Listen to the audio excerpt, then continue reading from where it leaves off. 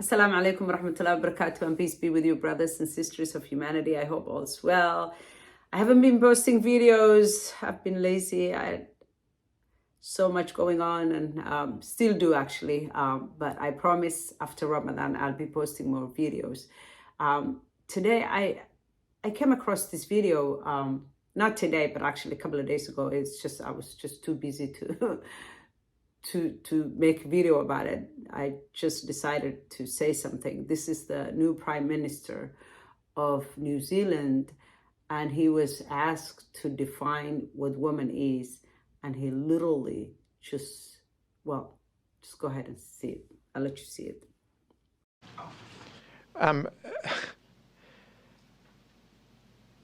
To be honest, Sean, that question's come slightly out of left field for me.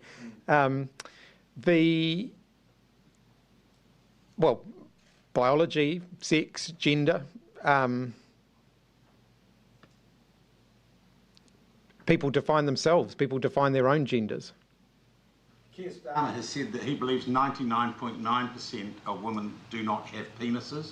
And I know it's a strange thing for him to say, but given recent events in New Zealand, I'd ask again, how do you define what a woman is? Well, I think as I've just indicated, I wasn't expecting that question, so it's not something that I've pre-formulated an answer on. But in terms of gender identity, I think people define their gender identity for themselves. Self-identification? Yes. What about, if you like, an official or a wider societal sense? Again, I think we have rules in place now. If someone wants to change their gender on their birth certificate, for example, there's a process that they go through in order to do that. I haven't got the process chapter and verse in front of me, but it's available. Anybody can look it up and see what that process is. Just one follow-up. You described that you thought some of Posey Parker's views were abhorrent. Could you tell us which ones? I think some of the views being conveyed around the transgender community, some of the sentiment, her views, yes, some of the sentiment that she's expressed towards the transgender community is abhorrent in my view. Well, that they shouldn't exist. Wow. I mean, how hard could it be? How hard could it be? This is the times we are living nowadays. You don't hear defining what man is. But today, we live in a world where Western liberal politicians can no longer say what woman is. Of course, they know what woman is. It's their mother. It's the womb that carried them for 9+ months. It's the vehicle that brought them into this world. The vehicle that was used by God, Allah subhanahu wa ta'ala, to bring them into this life. They know no man can host a child in his womb or has the ability and the body parts to do so. What is going on? What's this world coming to? I feel like the vast majority of women are silent. Well, there are two things really happening. In the Western nations, where men are putting on dresses, claiming womanhood, are literally just taking away women's rights to the point where women can no longer be alone anywhere. To the point where women cannot even speak at their own offense. You've seen what happened last week with Kelly J. Keane, I think, aka Posey Parker. She almost lost her life, almost crushed by thousands of men, some wearing dresses, some not. Why? Because she put together an event saying, let women speak, women's event. Women cannot even speak at their own offense. That's where we are. They can no longer have their own spaces. Riley Gaines, that young swimmer, was attacked yesterday at the University of San Francisco, or San Francisco State, I think, one of them, by men, literally fuming at the mouth. Here's the video.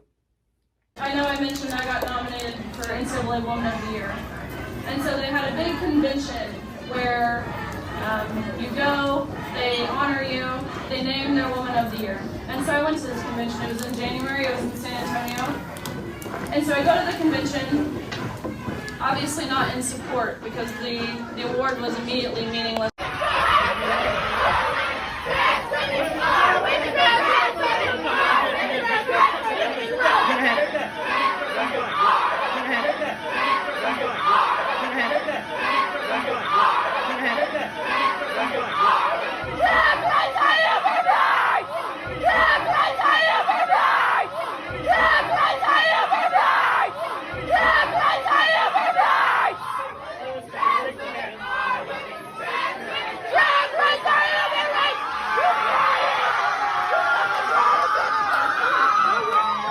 She was held hostage for 3 hours in a room because these people were going to overrun the police.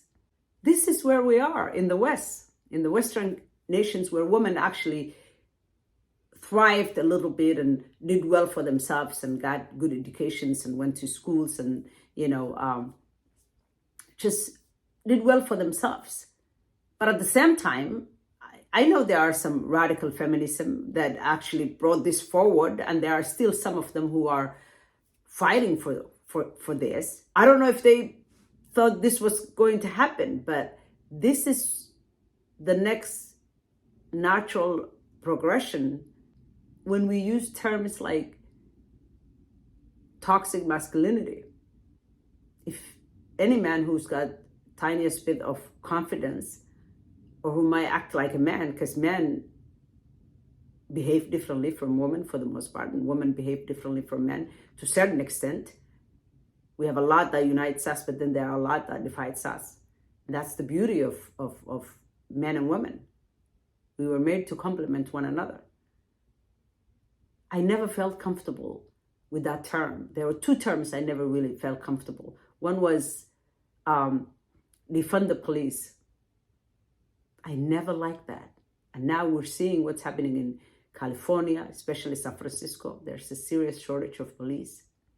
Some of the people who have been calling, some of the politicians that has been calling to defund the police are actually now crying, saying, people are dying in our district. They're being murdered. They're being robbed. There's just no safety because so many police officers left their jobs, quit. Because a lot of the police officers make money from overtime because they don't make enough money. It's a very dangerous job. And if you're not getting the overtime with all these cuts that were demanded by folks, then what would be the point for them staying in that hostile situation and a very dangerous job? Of course they would leave. Same thing is happening in Minnesota. Crime is out of control in Minneapolis. So I never felt comfortable with that term, defund the police. And I never felt comfortable with this term, toxic masculinity. And this is the next natural thing where men will put on dresses. Yeah, they should have the right to put on dresses if they want and live their lives. And they should be left alone. But that doesn't mean you have to take somebody else's spot, somebody else's space. Take over women's sports. Now you have all these companies giving men sponsorships to tell us what women look like, what woman is supposed to wear, what woman, how a woman is supposed to behave. Hello, we're here. We hold half the sky. Can you believe this politician? And many politicians, like the entire Democratic Party, none of them, the vast majority of them, cannot define what woman is. And they know exactly what woman is. Of course they know, unless we all lost our minds, I don't know, within the past couple of years. In that case, then they shouldn't be leading anyone. They shouldn't be holding these positions if they can no longer remember anything. How could anybody trust this prime minister? Oh, that came from the left field. What are you talking about? You know exactly what woman is. That's where you come from. The two legs you passed through when you enter this lifetime. Did you forget the vagina that you passed through? Or even if you were a cesarean baby, the womb that hosts you, did you forget? How dare you? How dare you? What is with these Western nations where there's always a new group that every couple of years, there's a new group that has to be sheltered and cuddled and favored. But no group has ever been sheltered and catered to as this group. We are living in a world where this big, huge man will just put on a dress, or maybe just not even put on a dress, but just say, I am a woman, and he just, all of a sudden, he needs to be sheltered, he needs to be catered to, he needs to be cuddled, he needs to just be able to get away with anything he wants. These people are even beating, not all transgenders, obviously, but some of the wild activists. They're beating up people, and the police are not arresting them. In some cases, you see the police walking away, where women are in danger, being yelled at, being surrounded, and the police, you see them walking away in like New Zealand and a couple of other places. I think it was London. Yeah. The Speaker's Corner. Australia is even far worse. And then you have other parts of the world where women are still not getting their God-given rights. God has given all of human beings rights. But it was always men that was in the middle between God and women, refusing to give women their rights. So you have parts of the world where women are still struggling in just getting the very basic rights given to them by their creator. And then you have the Western nations where women were at least able to, achieve and have rights and have voices. And they were able to at least speak for other women around the world, women that are being marginalized. And now it seems they're actually more in danger. The Western women are far more in danger than the ones in other parts of the world. So it's at least in other parts of the world, you're like, oh, okay, at least, I mean, I'm not losing anything that I haven't even had. I've never really had my own space to a certain extent, my own, everything had to pass through men. It's men that hold all the cards, because this is still men's world. But in such a short time, all the gains made by women in the Western nations have been taken away. Today I even read an article that I think was it in Australia. I think it's in Australia. Women's golf tournament was won by a guy.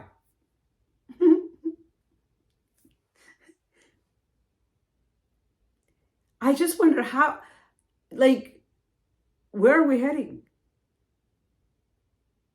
This is really, really scary.